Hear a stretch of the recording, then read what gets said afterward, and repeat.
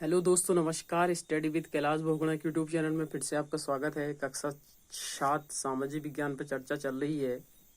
बहुत दिनों के बाद वीडियो आपके सामने प्रस्तुत कर रहा हूँ और ये एक ऐसे वीडियो हैं जो आप मोटी मोटी कंपटीशन लेवल की किताबें पढ़ते हैं, उसका बेस है। और मुझे उम्मीद है कि आपको वीडियो ज़रूर पसंद आएगा और इन बेसों को आप समझेंगे। जो मोटी मोटी किताबें पढ़ने से पहले ये जो NCERT की जो बुक हैं उनका जो लेवल है ना, वही कंपटीशन लेवल में पूछे जा सकते हैं, मुझे ये लगता है। तो मैंने प्रयास किया है इन वीडियो के माध्यम से उन बेसों को क्लियर करने का। तो चलते हैं। आज कक्षा 7 का सामाजिक विज्ञान का 5वां लेसन है। इसमें पहला है कि जल चक्र। आखिर जल चक्र किसे कहेंगे? जिस प्रक्रम में जल लगातार अपने स्वरूप को बदलता रहता है और महासागरों, वायुमंडल एवं धरती के बीच चक्कर लगाता रहता है, उसको जल चक्र कहते हैं। अलवण जल के मुख्य स्रोत नदी, ताल और हिमनद है। अलवण जल के जो मुख्य स्रोत हैं उसमें नदी, ताल और हिमनद हैं। महासागरों एवं समुद्रों का जल लवणीय होता है। इसमें अधिकांश नमक, सोडियम क्लोराइड या खाने में उपयोग किया जाने वाला नमक होता है। लवणता 1000 ग्राम जल में मौजूद नमक की मात्रा होती है। महासागर की औसत लवणता 35% प्रति 1000 ग्राम है। विश्व जल दिवस 22 मार्च को मनाया जाता है। बहुत बार प्रश्न आया है कि विश्व जल दिवस कब मनाया जाता है, तो 22 मार्च को मनाया जाता है। तरंगे। अब प्रश्न आता है कि तरंगे किसे कहेंगे? जब महासागरीय सतह पर जल लगातार उठता और गिरता रहता है तो इन्हें तरंगे कहते हैं। तूफान में तेज वायु चलने पर विशाल तरंगे उत्पन्न होती हैं। सुनामी। आप सबने सुनामी को सुना होगा, तो आपने समझा भी होगा। तो सुनामी के बारे में देखते हैं। भूकंप, ज्वालामुखी उद्गार या जल के नीचे भूस्खलन के कारण महासागरीय जल अत्यधिक विस्थापित होता है।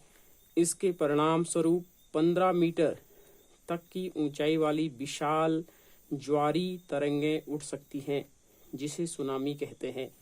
ये तरंगें 700 किमी प्रति घंटे से अधिक की गति से चलती हैं। 2004 में सुनामी से अंडमान निकोबार द्वीप समूह में इंदिरा पॉइंट डूब गया था। सुनामी जापानी भाषा का शब्द है जिसका अर्थ है पोताश्रय तरंगें, क्योंकि सुनामी आने पर पोताश्रय नष्ट हो जाती हैं। तो प्रश्न आया है कि सुनामी किस भाषा का शब्द है? तो जापानी भाषा का शब्द है जिसका तात्पर्य है पोताश्रय तरंगें। यद्यपि पहले से भूकंप का अनुमान लगाना संभव नहीं है, फिर भी बड़ी सुनामी के संकेत 3 घंटे पहले मिल सकते हैं, तो हम अनुमान एक लगा सकते हैं ना। सुनामी आने का प्रथम संकेत यह होता है कि तटीय क्षेत्र से जल में तेजी से कमी आती है और फिर विनाशकारी तरंगें उठने लगती हैं। ज्वार भाटा। दिन में दो बार नियम से महासागरीय जल का उठना एवं गिरना ज्वार भाटा कहलाता है। ज्वार देखते हैं जब सर्वाधिक ऊंचाई तक उठकर जल तट के बड़े हिस्से को डुबो देता है, तब उसे ज्वार कहते हैं। और भाटा जब जल अपने निम्नतम स्तर तक आ जाता है एवं तट से पीछे चला जाता है तो उसे भाटा कहते हैं। सूर्य एवं चंद्रमा की शक्तिशाली गुरुत्वाकर्षण बल के कारण पृथ्वी की सतह पर ज्वार भाटे आते हैं। ये बहुत बार प्रश्न आया है कि ज्वार भाटे का आने का कारण क्या है? तो क्या है? सूर्य एवं चंद्रमा की शक्तिशाली गुरुत्वाकर्षण बल के कारण पृथ्वी की सतह पर ज्वार भाटा आते हैं।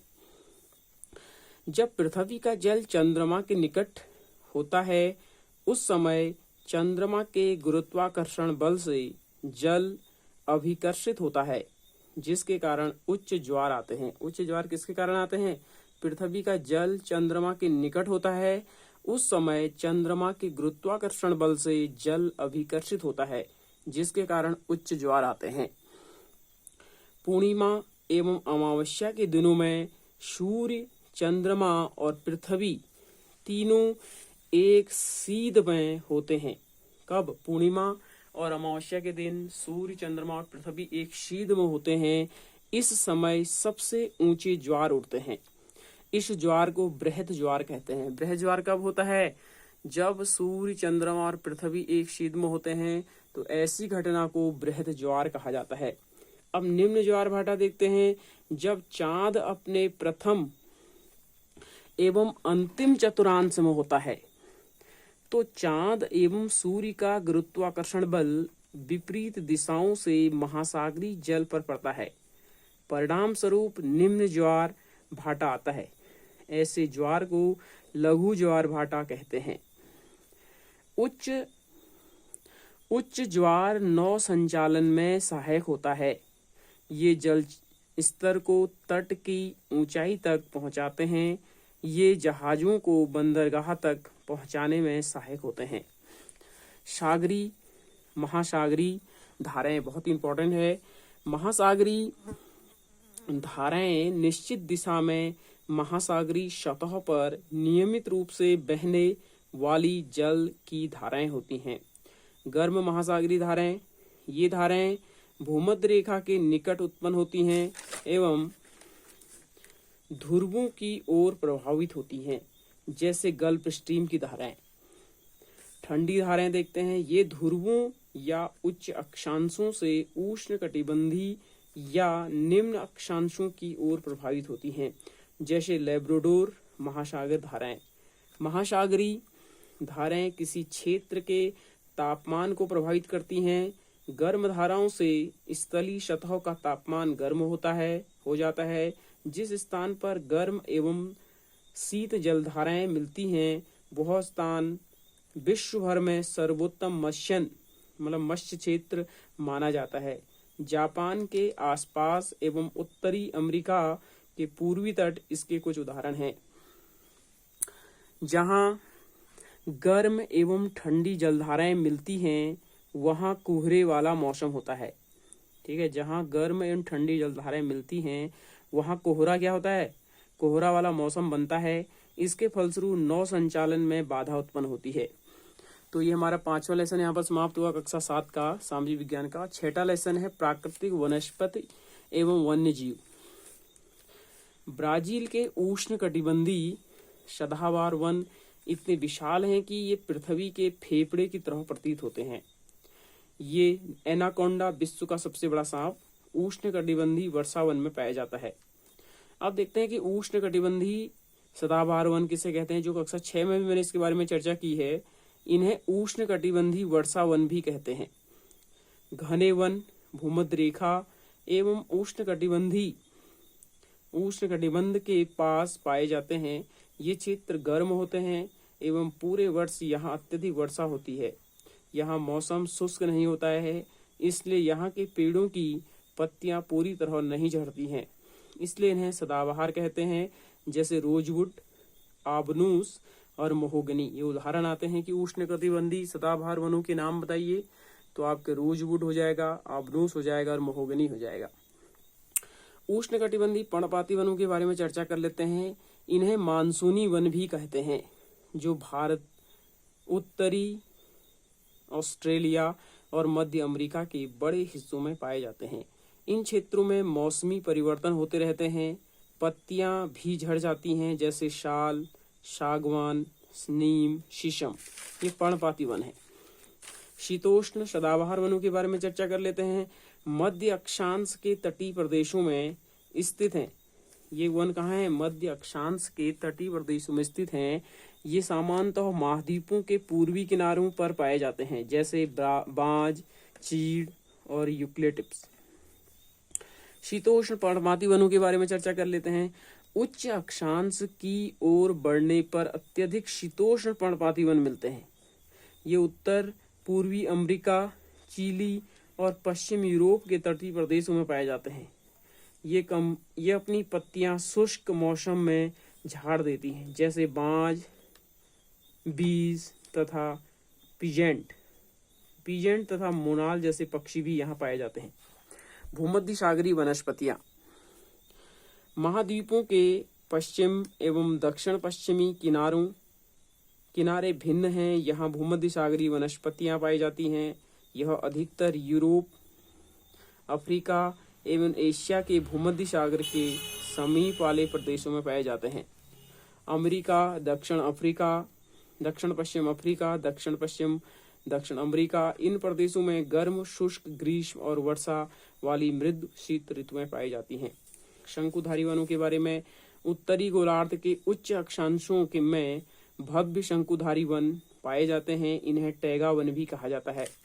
इन्हीं वृक्षों को सलीमा ने हिमालय में प्रचुर मात्रा में देखा था। चीड़, देवदार वृक्ष यहाँ पाए जाते हैं शंकुधारी वनों में। अब आता है कि जो उष्णकटिबंधीय घास वन है उन्हें क्या देखें, ये वन भूमध्य सागरीय रेखा के किसी भी तरफ उग जाते हैं और भूमध्य रेखा के दोनों ओर से उष्णकटिबंधीय क्षेत्रों तक फैले हैं। यहाँ वनस्पतियां निम्न से मध्य वर्षा वाले क्षेत्रों में पैदा होती हैं। अफ्रीका का सवाना घास स्थल इसी प्रकार का वन है।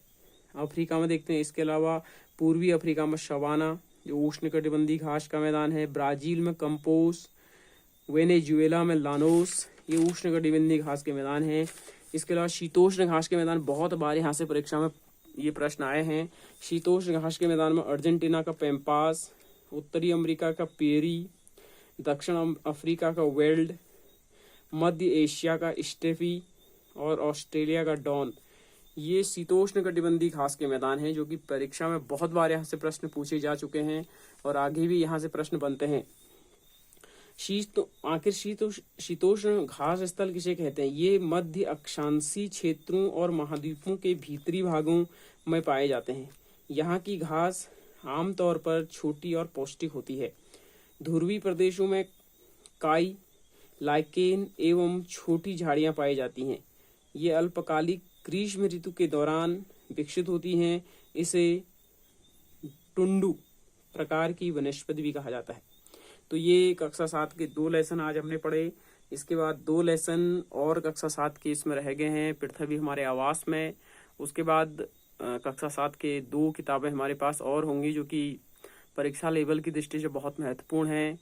हमारा एक बेस जो है कक्षा 7 की किताबों से बनने वाला है। जो भी मोटी मोटी जो किताबें हमने पढ़नी है वो छोटी किताबों की तर्ज पे ही बनती हैं।